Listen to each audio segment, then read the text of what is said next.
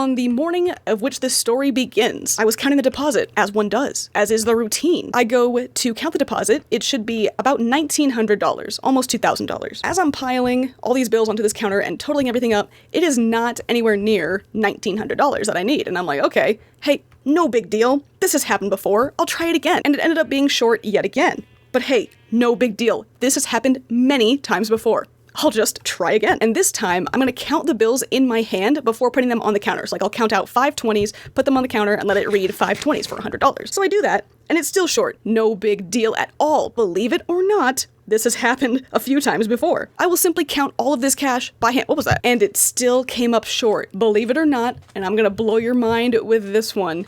This has happened once before. So about a week before this had occurred, I was counting the deposit, and then something very similar happened.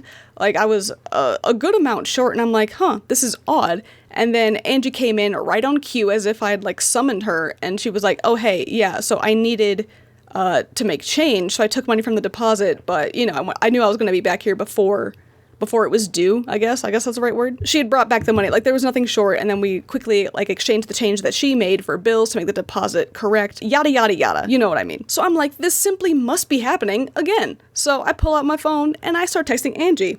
I'm like, hey, are you on your way with the rest of the deposit? And she's like, what? And I'm like, yeah, the rest of the deposit. I need to wrap this up soon. We're about to get our morning rush, you see. And she's like, I don't have the deposit. So I go, oh, well, I'm a bit short. And she's like, okay, by how much? And then I break the news, more than $300. And Angie says, and that is how you get your boss to show up in record time on her day off. It still blows my mind how she got there that fast. She was not that close.